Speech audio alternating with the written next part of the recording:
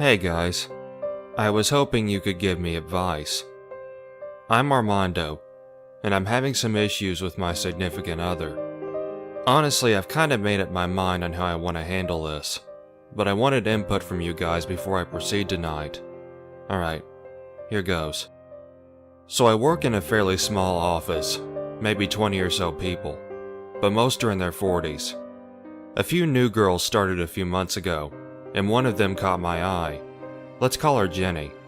She's beautiful, long hair, nice body, the works. I didn't say much to her at first, because I'm kind of a shy guy. So, our office has the more experienced employees train the newbies, and I kinda lucked out having to train Jenny. I took this time to really show her my expertise and maybe impress her a bit. I also got to know her and learned she's a pretty great girl. A couple of weeks later, I passed by her desk and it looked like she was kinda struggling. I approached her real suave to see if she needed assistance. Hey Jenny, I said. Need any help with that?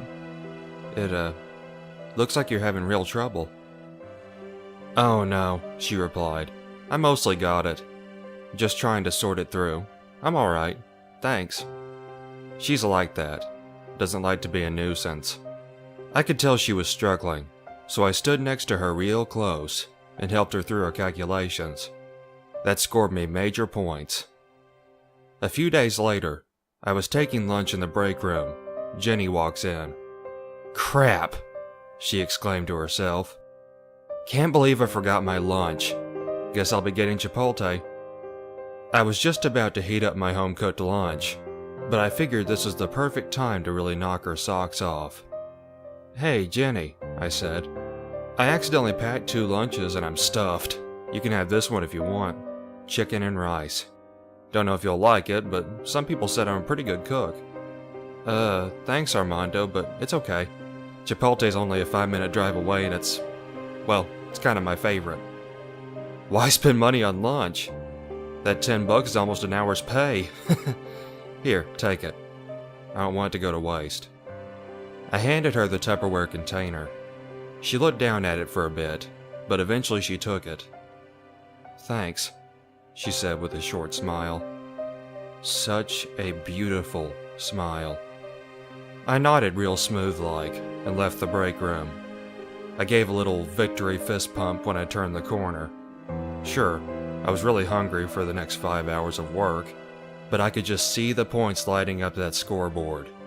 A few weeks later, I overheard Jenny and one of the new girls talking. Apparently, Jenny's car had finally died, and she was without a convenient way to get to work. I saw my opportunity. Hey Jenny, I said. Hi Naomi. I couldn't help but overhear that your car broke down. I could pick you up in the morning and drop you off after work. You don't have to, she replied. Like, really, you don't have to. There's Jenny, being all considerate about other people again. I wasn't gonna let such a beautiful lady bus it to work. It's no problem at all. I pass by that way on the way to work anyway. It'll only add maybe 5 minutes to my commute. Just until you get a new car, you know? She paused to think about it for a while. It was maybe only a minute, but boy, did it feel like an hour. Okay, but only for a week or two while I look for a new car. Here's my number. I'll text you my address and stuff. Sounds good.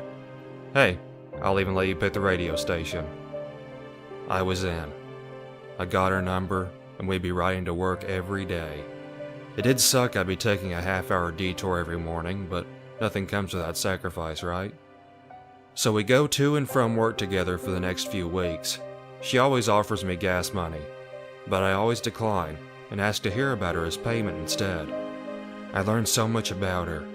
I learned her hobbies and all that boring stuff. But I also learned she liked a guy, but he's a total butthole.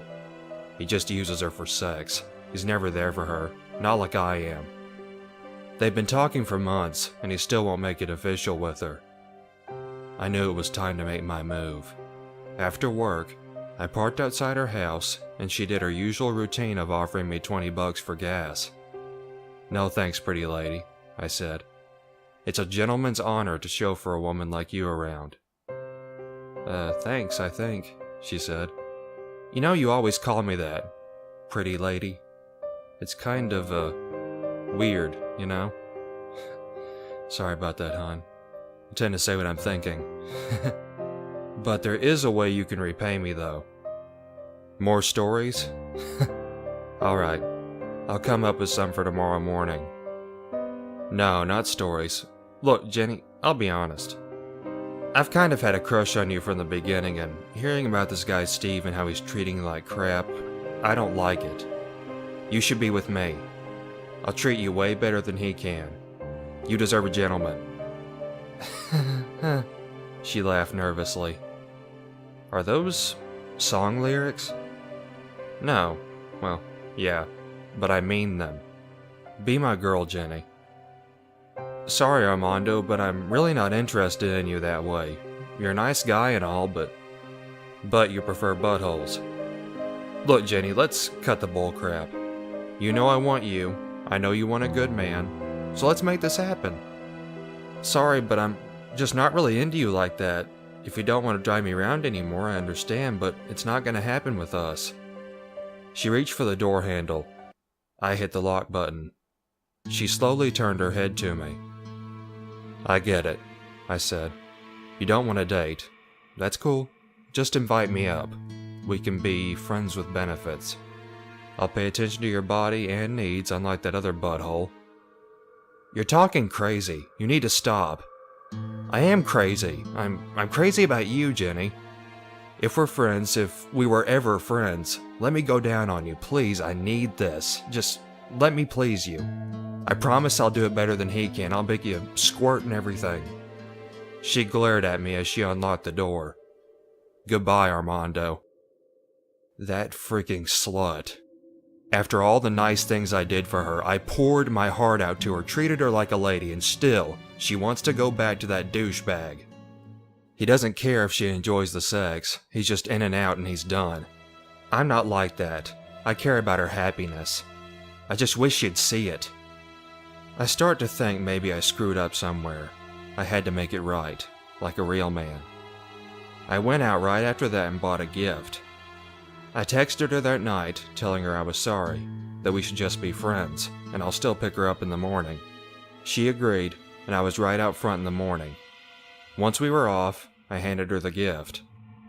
She unwrapped it and looked at me with those caring eyes. Is this real? She asked. Yeah, I felt kind of bad about yesterday, so I went out and got that apology gift for you. This is a diamond tennis bracelet. We have the same position. There's no way you could afford this, even at top salary. Don't worry about it. You deserve it. I can't accept this. I forgive you, but just please take this thing back to the store.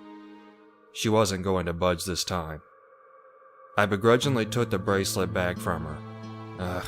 Sweet, sensitive girls can be such a pain sometimes. My gift was rejected, but I ended up being rewarded later that day.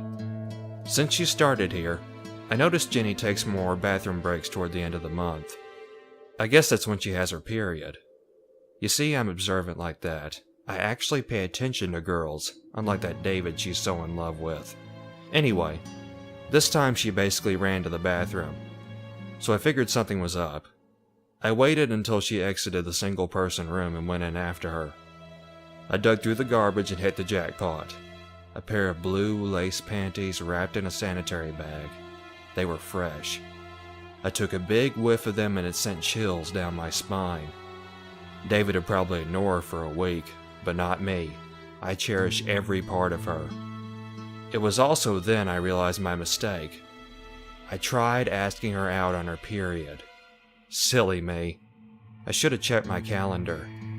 I was feeling great now, knowing I was back in the game. I figured I'd wait out the red storm and try my luck again when she was feeling better. Maybe I could get her some chocolate for tomorrow. That would show her I'm boyfriend material. I lay on my bed with the blue lace on my face, basking in my queen's scent. I thought I'd call her and see how she's doing. Women hate having to be the ones to call their boyfriends first. Oh, hey Armando, I'm a little busy. No problem, just put me on hold. It's gonna be a while. I'll wait. I waited until my arms started getting tired. I checked the call duration. 30 minutes. Maybe she's in trouble. I hopped in the car and drove to her place. The light was on in the second floor room. I figured I'd wait a bit to see if anything suspicious was going on. Maybe an hour or so, Jenny went to close her curtains and noticed me. She opened the window. "Armando, what the heck are you doing here?" she asked. "You didn't come back for a while, so I decided to check up on you. But I stayed on hold just like I promised." "What? That was like 4 hours ago." A man's only as good as his word, right? Jenny slammed the window shut, and I noticed the call end. I waited around a bit for an invite up or something, but nothing. What an ungrateful woman. Well, at least she was safe. That butthole David wouldn't have gone out to check on her. That's why I deserve her. As I was pulling off, I noticed a man leaving her house. It was David. Typical buff pretty boy. Of course you go with someone like that. Understandably, I was livid. Sure, I'm not the most handsome guy. Maybe I don't dress like a model. Maybe I'm not in the best shape, but I'm a gentleman. I'm so dang nice to her, but she just ignores me for some butthole, after all the sacrifices I made for her.